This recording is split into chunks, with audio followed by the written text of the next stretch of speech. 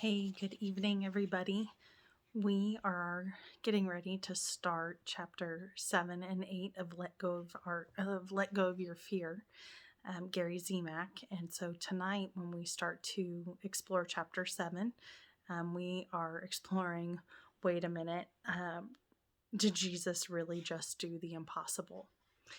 And at this point in the book, we are now starting to recognize the awe and the wonder that the apostles and some of the shock the apostles are starting to feel from this magnificent storm that has just been calmed by Jesus whispering these 3 words of peace, be still, and commanding the wind and the rain and the waves and all of this chaos in the Sea of Galilee to cease. And I can only imagine that, the boat is rocking, everybody's bracing themselves for the next break. All of these things are happening, and then all of a sudden they're just still. It's calm. And it's one of those, probably that recognition of just like looking around and what just happened. And then there's a second realization there of Jesus did this. And so as we start to explore this chapter, this recognition is really starting to put itself into play. And this moment of, wait a minute, he's done certain things, but now we're to this point. Only God would be the one to stop such an event from happening, and by commanding it, by just using words. And they're starting to draw this comparison and all of this, like I said, the shock and awe and this wonder of amazement of what they just witnessed. And so in some ways they're probably starstruck. They know that Jesus, their teacher, is this amazing man, but now they've seen this whole new thing come into play.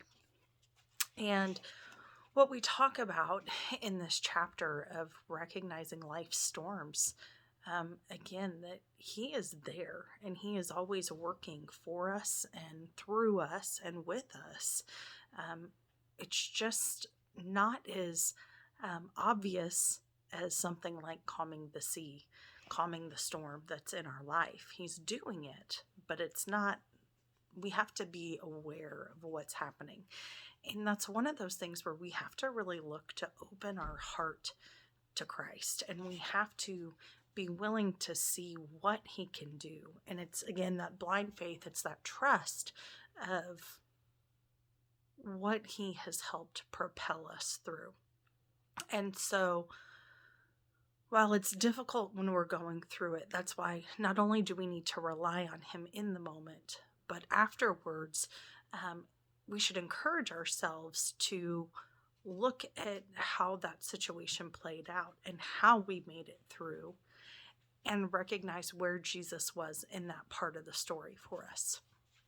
And then the next piece of that is to tell others. And I think we live in such a difficult world now because we take so much for granted. And I think there's so many of us out there that we believe in Jesus, we believe in Christ, we believe in God, our maker, but it doesn't go any deeper. It doesn't go any further. We know he exists. We go to Mass on Sunday, and then that's it. And we forget about keeping him in the center of our life and really what is the most important aspect. And it's him.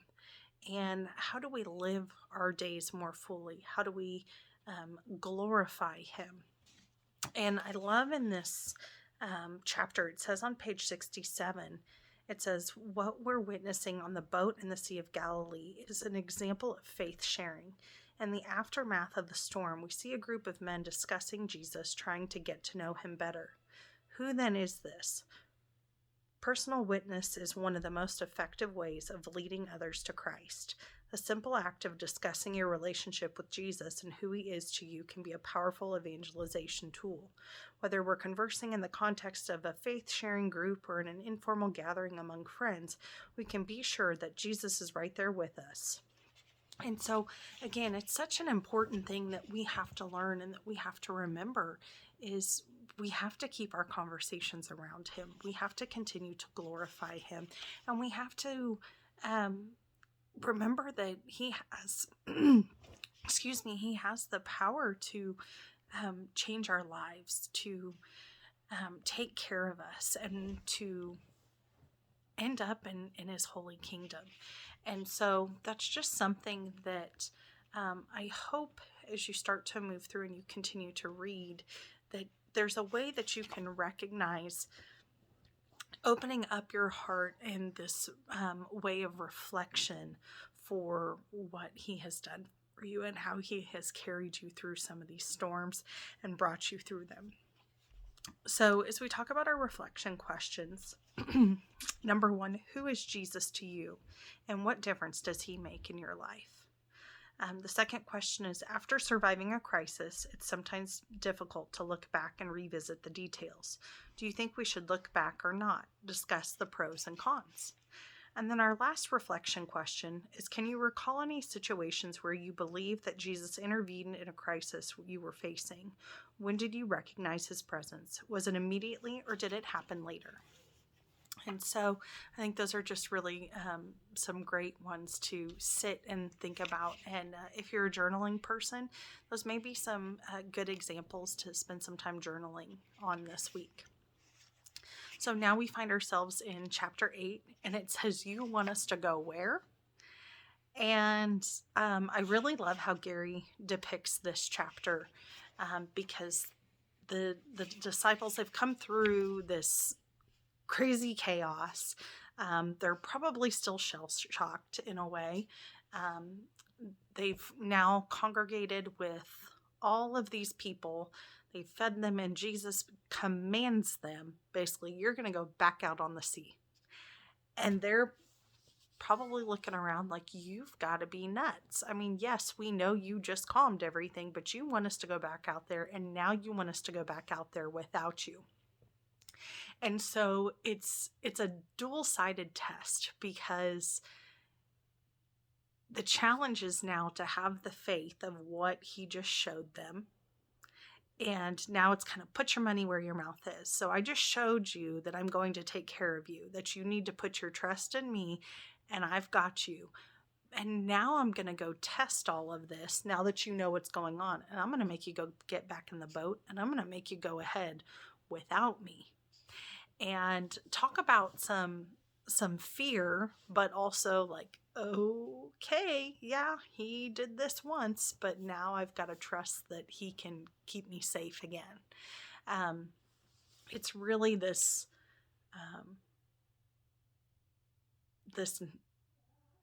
it's what we do. It's our human nature. Like, okay, well, you helped me out this one time. I almost think of it like a cat with 9 lives. Like, okay, you're going to challenge me again. And, I'm running out of chances here.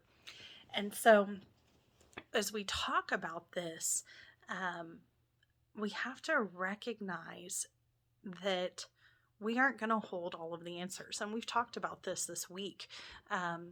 Jesus is, a lot of the time, he's only going to give us what we need. And we as humans are going to crave more. We have that, the why syndrome, because we're not always satisfied. And that's where, with Jesus's response, we have to learn to accept and to be satisfied, to find that satisfaction within what he's telling us, because we know it to be true. But again, that human nature still wants to come in there, and we feel that we have to know more. And so I love this comparison of the witness and their,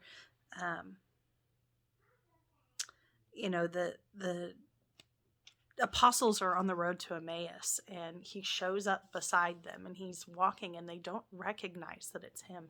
And there's so many times that we go through this in life that we are so blind to the fact that he is right there with us.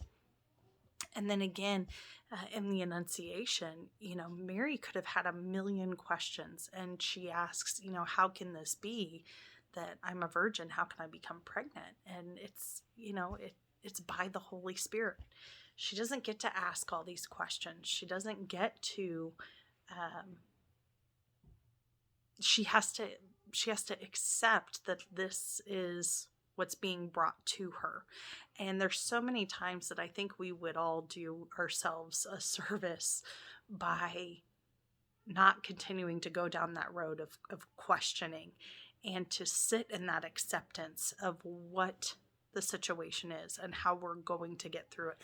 We may not like it, but we have to find a way to be accepting of it and know, again, that Jesus has us. There is a masterful plan around all of this and why he is going to carry us through, but also why we're going to go through what we've gone through.